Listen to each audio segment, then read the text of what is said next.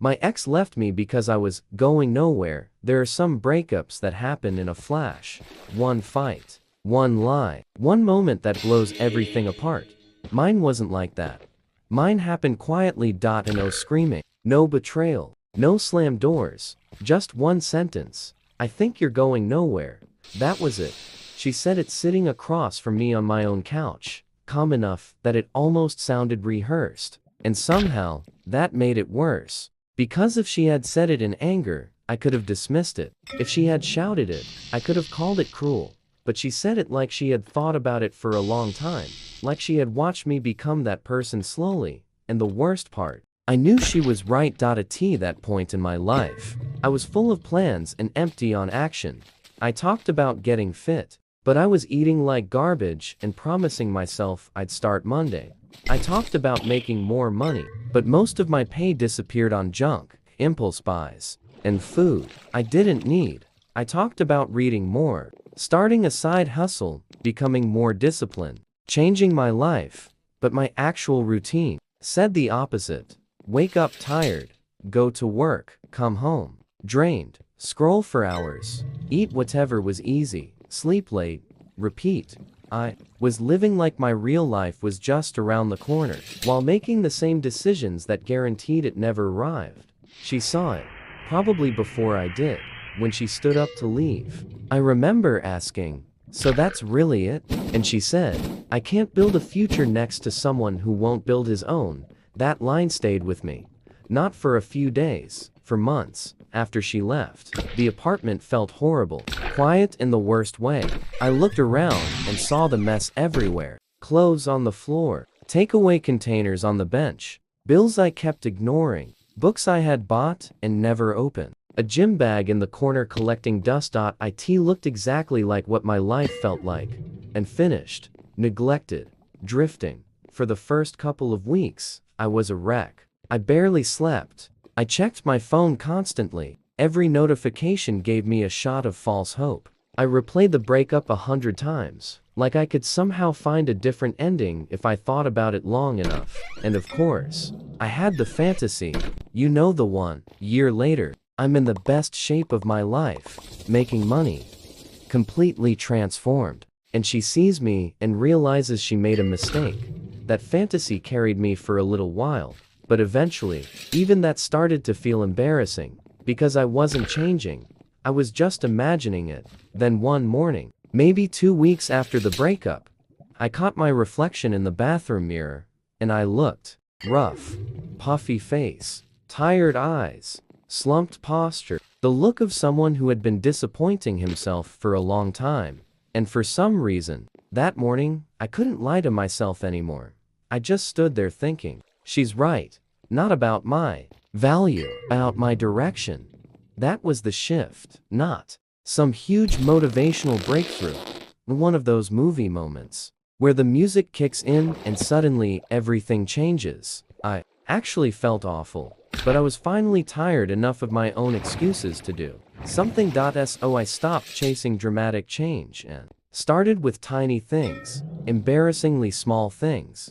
I made my bed every morning. I went for a 10-minute walk before work. I read 10 pages a day. I wrote down 3 things I had to get done each day. Stopped drinking calories. I tracked every dollar I spent. I did short workouts even when I didn't feel like it. None of it felt impressive. That was the problem, because those things were easy to do, and just as easy not to do. That had been my entire life up to that point. Not ruined by one giant mistake, but shaped by small decisions. I kept pretending didn't matter. Skip the workout, order the food, waste the hour, spend the money, start tomorrow. Each choice looked harmless on its own, but stacked together, they were destroying my momentum. So I started doing the opposite, and for a while, it felt like nothing was happening.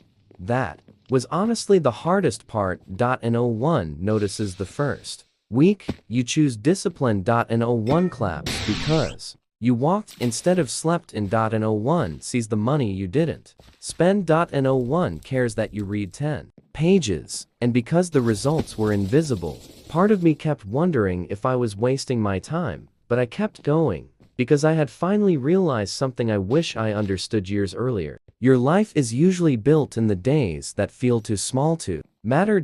So I kept stacking those days. The walks turned into runs. The runs turned into consistent gym sessions. The 10 pages a day turned into full books, then new ideas, then a completely different mindset. Tracking my spending turned into savings. Savings turned into breathing room. Breathing room turned into confidence, and confidence changed. Everything stood differently, spoke differently, thought differently. I stopped seeing myself as a guy with potential.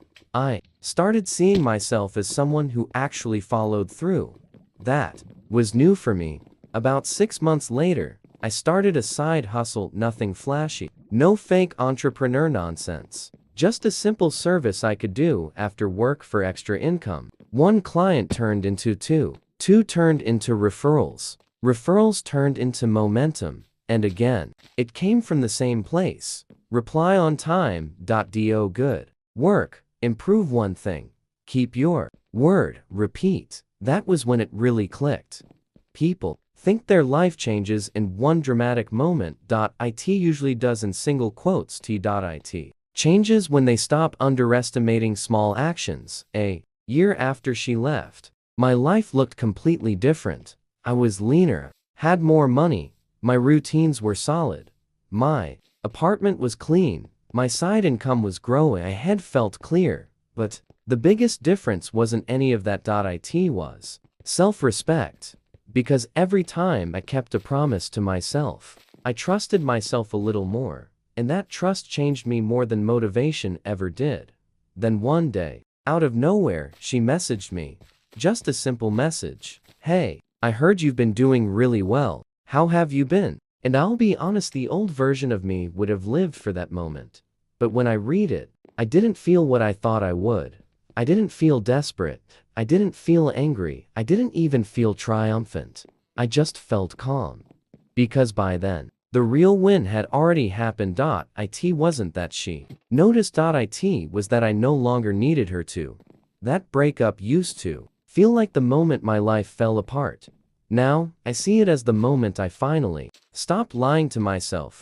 She didn't leave because I lacked potential. She left because potential means nothing when your habits are pulling you backwards. And honestly, she was right. I was going nowhere. Until I learned that success usually doesn't come from one huge act of courage. It comes from ordinary decisions, repeated long enough to compound. One workout, one chapter, one saved dollar, one better choice, one promise kept to yourself, then another, and another, and another. And, well, one day, you look around and realize you don't even recognize your old life anymore. So yeah, my ex left me because I was going nowhere, and as much as it hurt, that sentence ended up changing everything, because she wasn't wrong about who I was, she was wrong about who I was willing to become.